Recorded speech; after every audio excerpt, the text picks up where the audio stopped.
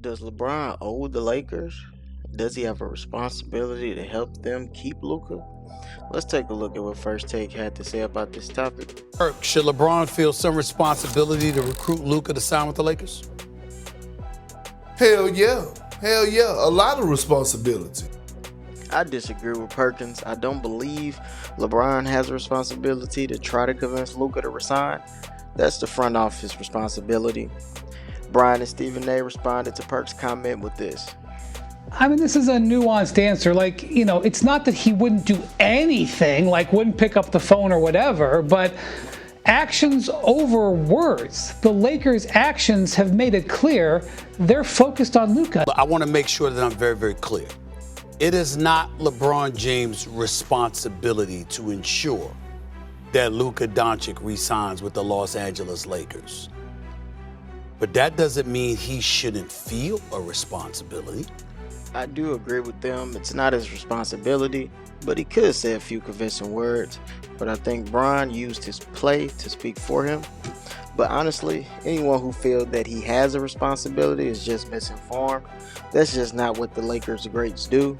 Listen to what Kobe himself thought about that. The thing about this franchise is that you shouldn't need recruiting to come here.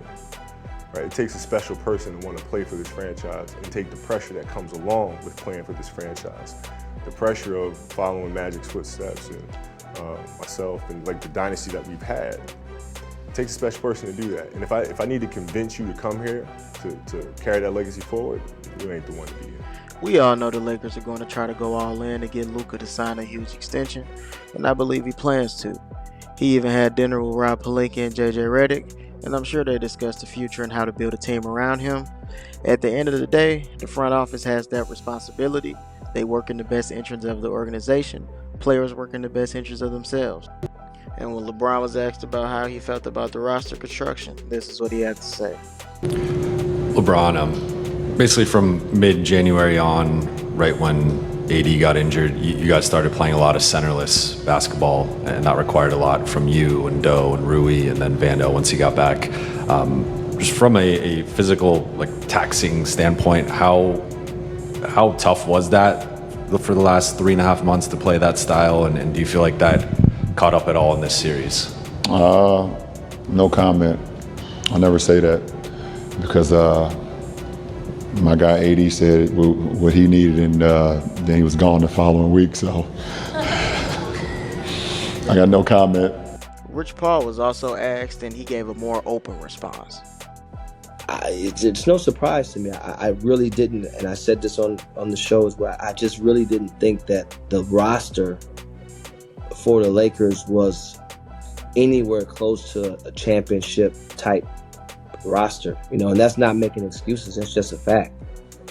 I agree with Rich. I did think they had a pretty good team, not a championship level roster, but at least I thought they would make it past the first round, but they didn't exceed my expectations.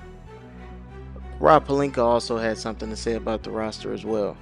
I think LeBron's going to have high expectations for the roster, and we're going to do everything we can to meet those, but I also know that whatever it is, he's going to still give his 100% every night. I think LeBron's going to have high expectations for the roster, and we're going to do everything we can to meet those. But I also know that whatever it is, he's going to still give his 100% every night.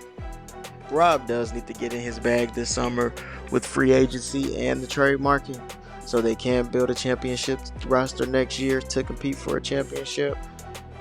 But let me know what you think. Is it LeBron's responsibility to get Luka to stay? Should Luka even need to be convinced? Will Rob get the job done? Let me know in the comments. Thanks for watching. Don't forget to like and subscribe. See you in the next video.